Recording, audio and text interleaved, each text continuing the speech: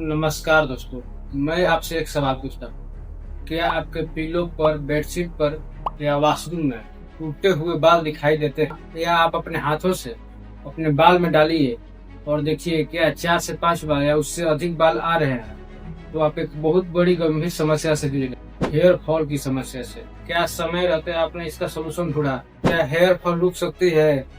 बाल वापस आ सकता है? आइए इस वीडियो में साइंस की मदद से सॉल्यूशन ढूंढने की कोशिश करते हैं। सबसे पहले समझना होगा कि आखिर हेयर फॉल होता क्यों।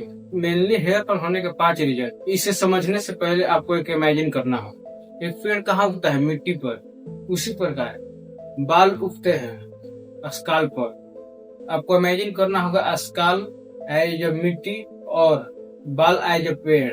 प्रॉब्लम की बात की जाए तो सबसे बड़ी प्रॉब्लम है फूड एक्चुअली हमारा खराब हो चुका है, क्योंकि हम प्रोटीन, विटामिन, मिनरल्स ले ही नहीं रहे हैं। आप कहेंगे कि इसका क्या उपयोग हो सकता है बाल में? एक्चुअली बाल बनता है केराटिन से। केराटिन बनता है विटामिन, मिनरल्स से। मतलब अगर विटामिन नहीं तो केराटिन नहीं, केराटिन नहीं तो बाल नहीं। दूसरा प्रॉब्लम है पोल्यूशन। यदि किसी पोल्यूटेड एरिया में एक पेड़ रहेगा तो क्या वो अच्छा से ग्रोथ कर पाएगा? बिल्कुल नहीं कर पाएगा। उसी प्रकार डस्ट पार्टिकल स्काल पर आकर चिपक जाते हैं, जिससे बाल ग्रोथ नहीं कर पाता है और बाल टूटने लगता है और नया बाल वापस नहीं आता है और हेयर फॉल की समस्या शुरू हो जाती है। तीसरा, हार्मोन और स्ट्रेस। आपके सर पर 1 लाख से ज्यादा पॉलिकल्स होते हैं। ये पॉलिकल्स वो हैं जिससे बाल की ग्रोथ होती है। यदि डेली 20 से 30 बाल आपके टूटते हैं तो ये नॉर्मल है, सबके साथ होता है। सबसे पहले समझना बाल ग्रोथ करता कैसे। बेसिकली बाल 3 फेज में ग्रोथ करता है। Phase 1 growth phase. बाल ग्रोथ करती है पहला, ये फेज 2 साल से 8 साल तक चलता है। Phase 2 transition phase.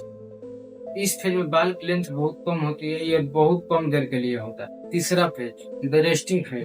बाल अच्छा खासा ग्रोथ कर चुका होता है, वो अब रेस्ट करने लगता है और झड़ना शुरू कर देता है, जिसे हेयर शेड अप कहा जाता है। बाल झड़ना यह कॉमन बात है, लेकिन प्रॉब्लम तब होती है जब आप स्ट्रेस लेते हैं। बॉडी क्या करती है? ग्रोथ फेज को छोड़कर रेस्टिंग फेज में चल जाती है। मतलब बाल ग्रोथ होने से पहले ही झड़ने लगता है।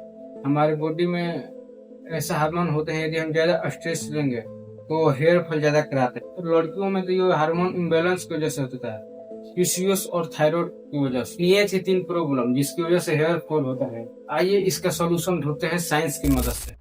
किसी भी प्रोडक्ट का इस्तेमाल करने से पहले हेयर फॉल का पैटर्न को समझे। एक्चुअली हेयर फॉल 4 पैटर्न में होता है।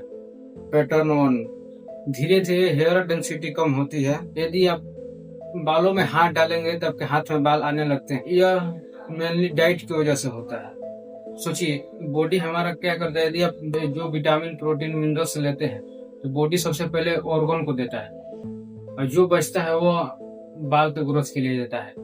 यदि आप डाइट अच्छा से नहीं लेंगे तो जो एनर्जी होता है वो ऑर्गन के लिए चला जाता है और बालों के लिए एनर्जी ज्यादा ही नहीं है, जिसके कारण बाल झड़ने लगते हैं। Turn to hair breakage. आप अपना 1-2 बाल पकड़िए और हल्का खींचिए। यदि बाल आ जाता है तो आपके हेयर ब्रेकेज की समस्या है। इसका कारण होता है एक्सेसिव हीट। या तो आप धूप में सब ज्यादा जाते हैं या कोई हेयर ड्रायर का यूज करते हैं। यदि आप हेयर ड्रायर का या एनी अदर मशीनरी का यूज करते हैं तो तुरंत बंद कर दीजिए। इसका सोल्यूशन है कि आप शैम्पू का यूज कीजिए और कोई कंडीशनर का यूज कीजिए। उसके अलावा आप अच्छे से सरों को मसाज कर सकते हैं। तीसरा, डैंड्रफ, और यह सबसे बड़ी प्रॉब्लम है।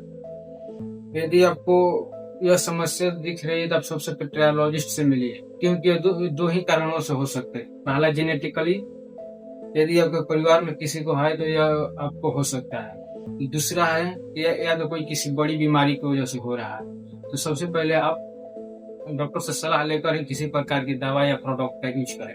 मैं आपको कहूंगा कि आप स्ट्रेस कम लीजिए और अच्छे से मसाज कीजिए और डाइट प्रॉपर लीजिए, जिससे हेयर फॉल की समस्या खत्म हो जाएगी। आपकी क्या राय है कमेंट में बताएं और अपने दोस्तों के साथ शेयर जरूर करें और चैनल को सब्सक्राइब करें, वीडियो को लाइक करें। धन्यवाद।